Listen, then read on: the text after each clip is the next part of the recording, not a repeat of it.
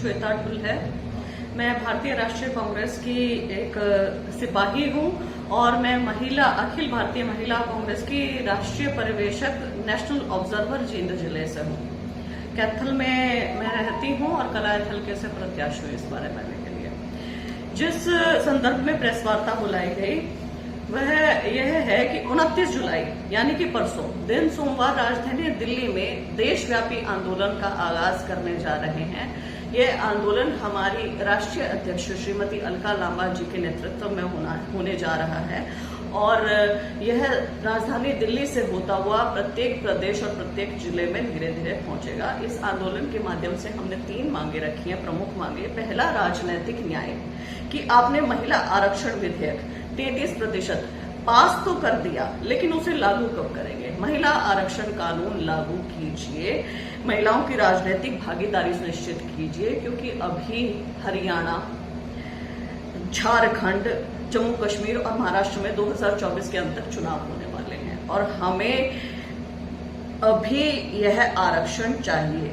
भाजपा सरकार ने पिछले 10 साल तक केवल एक लॉलीपॉप पकड़ा कर रखा, उन्होंने कुछ नहीं किया इस संदर्भ में। लेकिन जैसे ही 2024 के चुनाव आए तो आधी आबादी के वोट पाने के लिए उन्होंने ये विधेयक पास कर दिया, लेकिन लागू नहीं किया। तो पहली मांग हमारी रहेगी, आज लागू करो, अभी करो, तुरंत करो। दूसरा, महिला आर्थिक न्याय। बढ़ती महंगाई, बेरोजगारी का शिकार हो रही देश की आधी आबादी, महंगाई से हमें राहत दी जाए। उम्मीद थी कि इस बजट में महिलाओं को महंगाई से निजात मिलेगी, लेकिन ऐसा कुछ भी नहीं हुआ। कहाँ गई मोदी की गारंटी? वो कहते थे 450 रुपए का सिलेंडर। कहाँ गए वो वादे? तो वो वादे पूरे कीजिए। हमें भारतीय राष्ट्रीय कांग्रेस ने एक महालक्ष्मी योजना दी थी, जिस योजना के तहत हम लोग प्रत्येक गरीब घर की एक महिला को सालाना 1 लाख रुपए देने की बात कर रहे थे, यानी कि लगभग 8500 रुपए सीधे उनके खाते में। तो यह लागू कीजिए। और तीसरा, सामाजिक न्याय और सुरक्षा का अधिकार। महिलाओं के प्रति अपराध बढ़ते जा रहे हैं देश भर में। यदि हम एनसीआरबी का डेटा देखें तो दिल्ली के बाद हरियाणा दूसरे नंबर का राज्य बन गया है, जहां महिलाओं के प्रति जेंडर स्पेसिफिक जो अपराध हैं वो बहुत भारी मात्रा में बढ़ रहे हैं। तो हमें सुरक्षा चाहिए।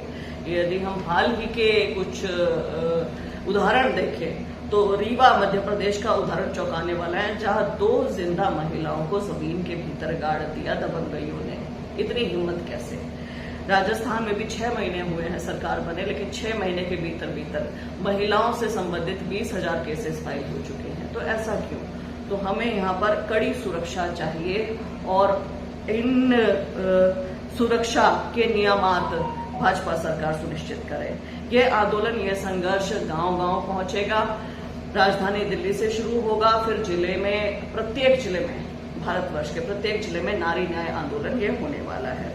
हमारे जो नेता हैं लोकसभा में और राज्यसभा में, श्री राहुल गांधी जी, श्रीमती सोनिया गांधी जी, श्री मल्लिकार्जुन खड़गे जी, श्री रणदीप सिंह सुरजेवाला जी, सभी नेता इन मांगों को सदन के अंदर उठाएंगे और हम सब महिलाएं इन मांगों को सदन के बाहर उठाएंगे। 29 जुलाई को हम लोग जंतर मंतर पर एकत्रित हो रही हैं 11 बजे परसों, व फिर संसद घेराव करेंगे देश भर की महिलाएं। आपने महालक्ष्मी की बात की, आपको दुर्गा का रूप दिया जाता है, फिर सड़कों पे क्यों आना पड़ रहा है?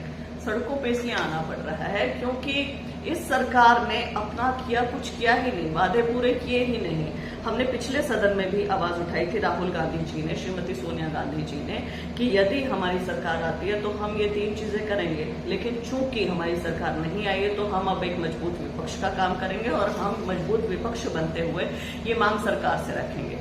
अब क्योंकि ये हमारी मांग है, आपने कहा दुर्गाओं की और लक्ष्मियों की, जो हजारों, लाखों, करोड़ों, 70 करोड़ आबादी है, आधी आबादी है हमारी, तो अब ये हमारी ही मांग है तो हमें ही सड़कों पे आना पड़ेगा, हमें ही कहना पड़ेगा, हमें ही अपने लिए मांगना पड़ेगा। कोई हमें प्लेट में सजा के तो देगा नहीं। सरकारें आती है, कहते हैं महिलाएं पुरुष समान है, फिर असमानता क्यों रह जाती है?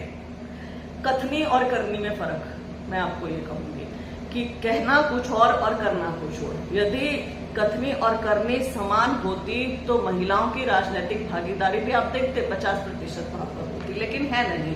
हमें ये कानून बनाने की आवश्यकता क्यों पड़ी? क्योंकि भागीदारी है नहीं उतनी। और यदि कानून बनाया है तो 2029 में लागू क्यों? अभी क्यों नहीं? आज क्यों नहीं? अभी भी बहुत सारे विधानसभा चुनाव होने हैं, आप अभी लागू कीजिए। तो वही मैं कहूंगी आपको कि जब इच्छा शक्ति में कमी रहेगी तो ऐसी चीजें होंगी, और जहां जहां ये होगी वहां वहां हम अपनी मांग रखेंगे, लोकतांत्रिक तरीके से रखेंगे, गांधीवादी तरीके से रखेंगे, और अपनी सरकार को कहेंगे कि आप इसे लागू कीजिए। विधानसभा चुनाव आने आप कहाँ से चुनाव लड़ना चाहेंगे? मैं कलायत हल्के से प्रत्याशी हूँ। किलायत से कितना मजबूत कैंडिडेट समझते हैं? और भी कैंडिडेट मैदान में हैं, वो भी संघर्ष कर रहे हैं, मुझे टिकट मिले। देखिए, मैं सबका सम्मान करती हूँ, लेकिन मैं अपने से मजबूत फिलहाल मैं किसी को नहीं देख रही हूँ, क्योंकि मैंने केवल कलायत हल्के में नहीं, मैंने हरियाणा के 22 के 22 जिलों में रोजगार से संबंधित, युवाओं से संबंधित मुद्दे उठाए हैं। वो 36 बिरादरी के लिए काम किया और लगातार कई वर्षों से कर रही हूँ। और ऐसा नहीं है कि हवा में कागज दिखाकर, सरकार को बताकर, सरकार को झुकाकर, सरकार की पॉलिसीज में यू टर्न दिलवाकर, मतलब एक जो काम होता है असल में वो काम किए हैं। 2015 वाले बच्चों की नौकरियां बचाई हैं। उसके बाद मैंने जेई के भर्ती में 5 अंक बाहर के अभ्यर्थियों को दे रहे थे, वो हटवाए हैं। आरटीआई की रिसीविंग नहीं देते थे, वो दिलवाए थे। सीसेट क्वालिफाई करवाया। मतलब जो भी बच्चों के रोजगार संबंधी मुद्दे थे, पेपर लीक के मामले हो या भ्रष्टाचार के मामले हो, सभी मामलों में तो वहां उनके साथ कंधे से कंधा मिलाकर खड़ी रही हूँ। उनको न्याय प्रणाली में भी लीगल एड भी